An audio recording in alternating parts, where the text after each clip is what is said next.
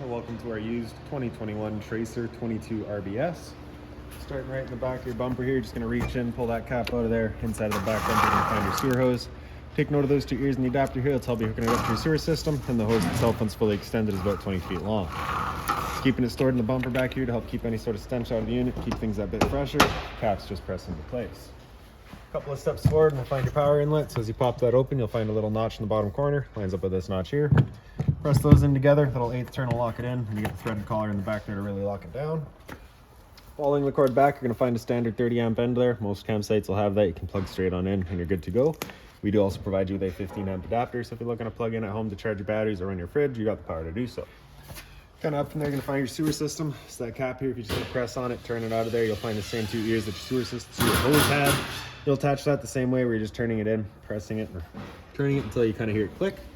On the left, you get a gray valve. On the right, you get a black. Black valve is controlling your black tank. Black tank is filled in your toilet. Of course, it's going to be your dirtiest water, so we'll dump that first. Once that's done, you can then come to the gray. Gray tank's going to be filled from your sinks as well as your shower. Typically cleaner water. We'll dump that last to help keep that sewer hose as clean as possible. Towards the front of the slide out, you're going to find these two ports there. Those are just service ports and vents for your fridge. Nothing back there for you to worry about. Fresh water tank drains just right back here. I believe it's the front one is your fresh water tank drain. The other two will be low point drains. So the low point drains, purpose of them is just to drain out your water lines in the system. So if you're leaving the unit for a while, you don't want your water going stale or stagnant, you can drain it out before you leave, or before winterizing the unit, you just want to drain all the water out before pumping antifreeze through. This right here is also a little vent for that fresh water tank. So once you see water starting to spit out of there, that's when you know your water tank is full. One end of storage compartment here does see straight through to the other side, and here's where you're going to find your park adapter. So your 30 amp cord into there, 15 to a standard outlet. You also get the water hose. This hose right here has that little quick connect end, would attach into your shower here. You just push that back, press them in together, and then you get your hot and cold water with the standard garden hose end there. Pull that little trap out the bottom, and you can run any wires or hoses up and down through there. Battery disconnect switch on the left here. With that pulled out, that's it turned on. With it pushed in, that's it turned off. Service light up top. Solar charging in the top left. Your solar panel plugs into there, charges your batteries. On the right side, we get your cable and satellite inlets. Coax cables plug into the respective ports, fire up at your TV location. City water connection in the center here. Water hose will plug into there, turn on the water. That'll pressurize your lines throughout the unit. Fresh water inlet right beside it. So your water hose into there. That fills up your fresh water tank. Right down here, we get a black tank flush. So you may notice over time, after having gone and dumped your black tank, your monitor panel is still reading 1/3 or 2/3, whatever it may be. Typically just some debris inside of the tank hanging between the probes causing that misread. So what you'll do is you take your water hose, plug it into there, open up that black valve, turn on the water, and that'll just flush out that tank for you.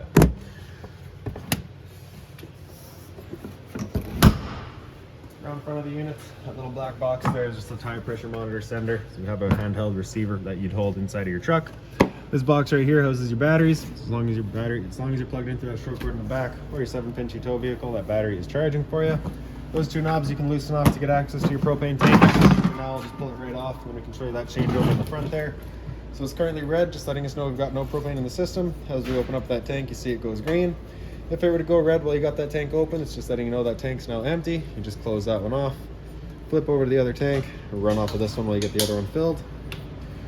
In front's power tongue jack, so your light switch on the left. On the other side, you get extending tract. Other end of your storage compartment here. So like I said, it does see straight through to the other side. You can see this owner's already placed some of their accessories in here.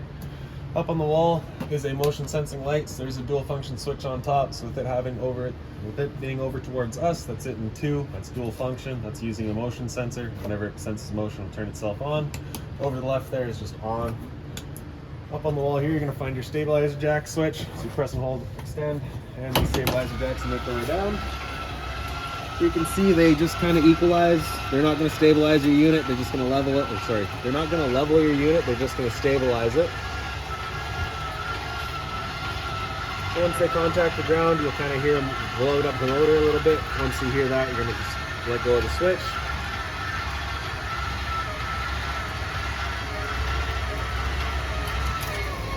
Great. So once you hear that load, you let go. If you're to continue extending, you do actually run the risk of stripping your gears right out of the motor, which of course we don't want to be doing. If you got the dog out with you, you can tie him down outside here. Exhaust for your furnace right there, so if you're ever running your furnace, just to make sure it's not getting blocked off. It does get hot. 2 exterior speakers there. Down in between them, we have a little outside kitchen. So as this guy slides on open, you get the travel latch in the back there, just kind of hold it out for you. Then for your propane hose here, just gonna undo that quick connect right underneath it in the back side here. Got another little hose that we can tie into. And then this hose is going to go right to the back here.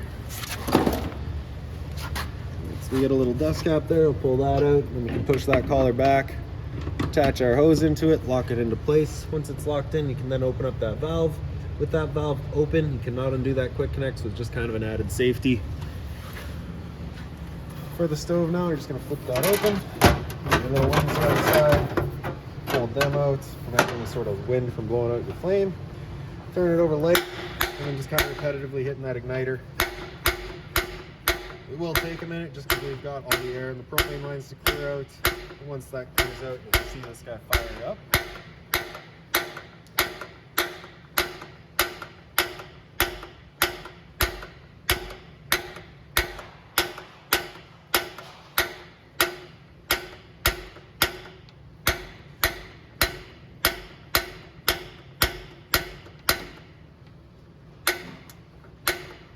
There we go.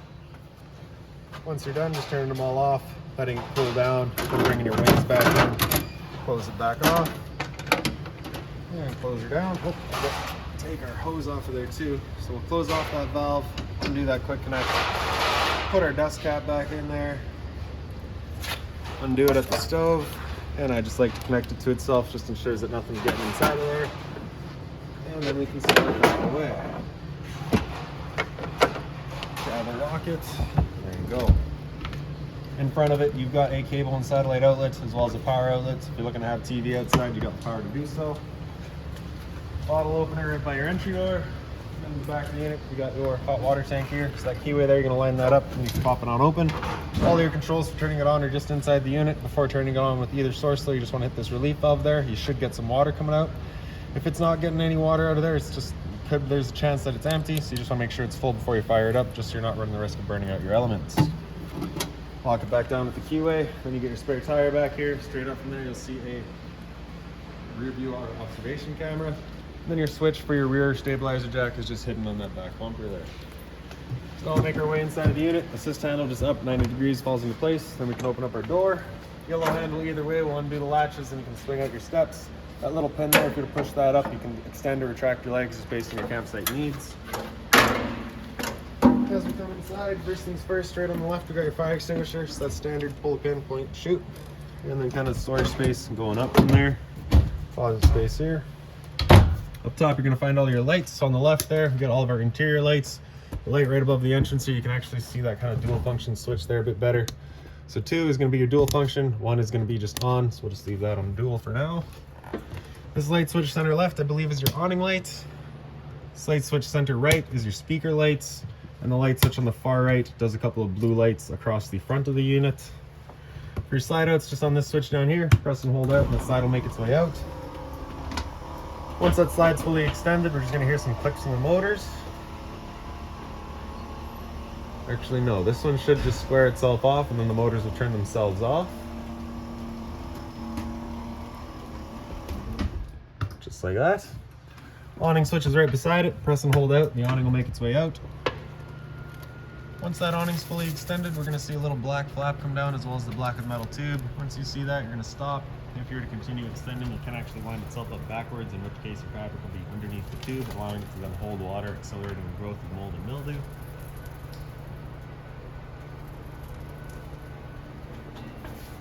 So there's our flap. There's our tube, so we'll stop right there. Now if it were to start raining, it's of course going to be holding some water anyways, so what you can do is grab either arm, front or rear, just pull straight down on it. You can see that changes the pitch of the awning out at the head, allowing water to then run off. If you like that angle better, because it does give you more shade, you can do the same thing with the arm up front. Before you bring it back in though, you just want to make sure these guys are back out straight and fully extended, just so you're not running the risk of bending them. Then press and hold in, the awning will make its way back in. Again, you're just going to watch to make sure that your fabric's over top of the tube. And another thing to keep in mind with your awning is it does catch a lot of wind. So once you get up to about 15-20 kilometers an hour wind, you're going to want to bring it back in. Again, just so you're not running the risk of bending your arms.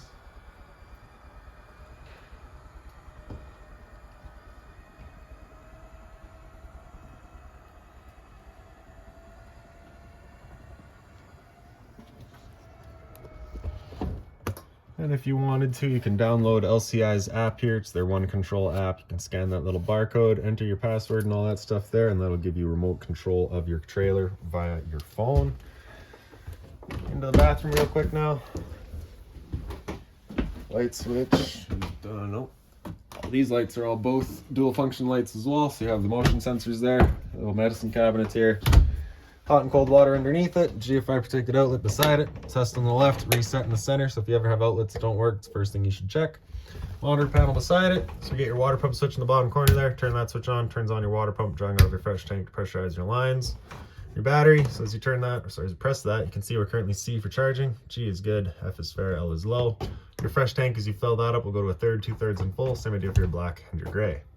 Underneath all that, we've got both water heater controls. So on the right here, you got that little flame in the bottom here. So you turn that switch on, it'll fire up on propane. If this red light there were to turn on, it's just letting you know it hasn't turned on. So at that point, just off, back on to reset it. And then a little thunderbolt on the left there just shows that we'd be firing it up with electricity. And this is not storage underneath it. It's just kind of a blanked off panel. Travel strap here. So as you see, you want to bring those doors closer together. Just makes it easier to bring it apart. Then you can open it up. You see you get the stainless head with the hose. Hot and cold water, of course. Once you're done, just bring them in together again. Put that strap on.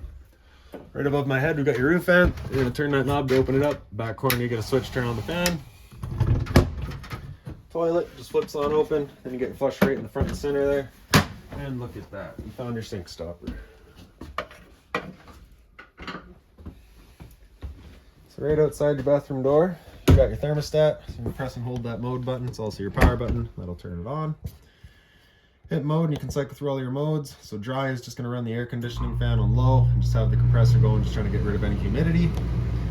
Cool, it'll actually start cooling things off and start achieving your target temperature. Heat, it's going to turn off the air conditioner, turn on the furnace. So while we're waiting for that furnace to kick in, I'll just point out the air conditioner real quick. You have two different options with it. You can have this louver here closed, in which case we'll be using all of our ceiling ducting to move the air. Or you can open it up and it'll just dump all of its air into the living room here. So when you first get out to your campsite, you want this open, cool off this area as quickly as possible. Then you can close it off and start moving the air throughout. So you can just hear that furnace firing up there now. Furnace will be moving its air through floor registers. After heat, you hit mode again, come down into fan. At that point, you can just select your fan speed, high or low. Right? At any point, you can select your fan speed other than in furnace. And the arrows there, just temperature selection. Press and hold the power button, that'll turn it back off. There we go. Straight down from there is your LP detector. Propane's heavier than air, it sits on the floor. This guy detects it and starts going off just like a smoke detector would. The smoke detector is up by the bedroom. I'll show you that real quick. There we go. So into the slide out now. So your dinette area, you get that little light up top, push buttons right on the side. You can see we've currently got it set up as the dinette. If you're going to take the table and kind of wiggle it up and out of its legs, you can then take the legs and wiggle them up out of their bases, lay them down. You have 3 ledges here that your tabletop will then sit down onto. You'll take your 2 back cushions, fill on the tabletop, create your bed. You also have a little bit of storage underneath your dinettes there as well.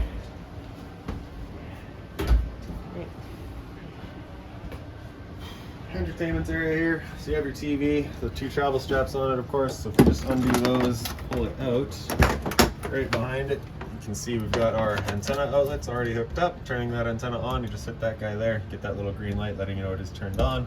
Power outlet right above it. That is your cable and satellite outlet here as well. Once we're done, ready to put it away, just grab those straps, make sure they're coming up and over, push it back in nicely.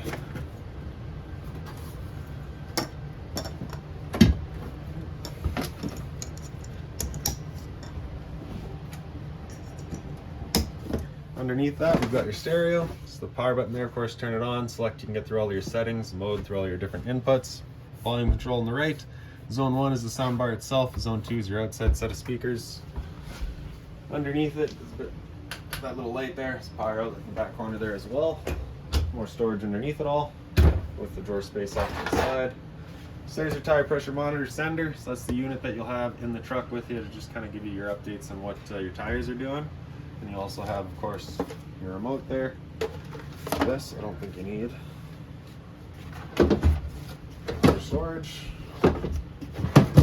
That binder there has got all of your owner's manuals in it, any remotes, anything like that for the unit, you're going to find right in there. Microwave up top here, pretty standard, just like home. Underneath it you get your range vent, you get a fan as well as a light. The bifold cover just flips on back. Turn the knob over to the little flame there, hit it with a sparker, and just as it clears the air out of the propane lines, it'll fire up. There we go. Once you're done, just turn it all back off, let the grate cool down, and then you can bring the cover back over it.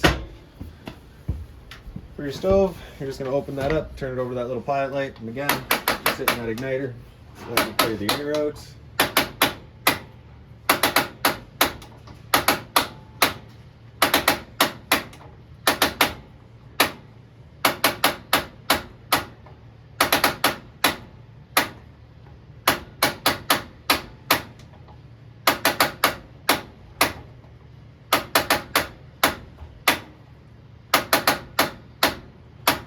There we go. Once you get it going, you just hold that knob in for another couple of seconds.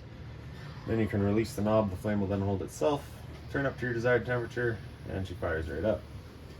Once you're done, you can turn it back down just a pilot. It'll hold just the pilot light for you, but if you're traveling or leaving the unit for a while, you just want to make sure it's right off. Switch on the right side there, press it up, does just your knobs, press it down, does your knobs as well as your oven. Underneath it is your converter, press it top and center, pops on open. All of your breakers along the middle there. Whenever a breaker breaks, it sits in the center, so just turn it off and then back on to reset it. Fuses are all on the right side. Whenever a fuse pops, you'll get a little red LED right beside it, letting you know exactly which one went. More drawer space here, as well as underneath your sink. Just being mindful of your drains and your water lines back there. Sink itself, single basin. You do get the dual hard covers for it. Mobile head, hot and cold water, of course. Storage up above it all. There's also a little light down here. And behind us we get your fridge. So along the top there you got all your controls. On the left there with it at flush, that's it turned on. The right button at flush is running in auto. Auto's first looking for AC power. If AC power is taken away, it'll automatically flip over to gas. If you want it to run just on gas, have that button come out over flush. It'll fire up just on gas. That check light there would come on, letting you know it hasn't fired up at that point. Just off back on to reset it. So there's the freezer. There's the fridge. Temp selection on the top right there. And then into the bedroom. Blinds throughout the unit. Just kind of that slow rise to sit where you leave them. Pull that red tab to get rid of the screen. Take the sandal here. Hop on out. Closet space. Pick up the foot of your bed. You get access to more storage there as well. Return air for your furnace is right back there. You also get a power outlet up there as well. That's your router, so pre-wire. More closet space. Another outlet there. Another emergency exit. Right. So really, I believe that's about it for this unit. If you've got any other questions on it, please feel free to give us a call, 204-237-7272.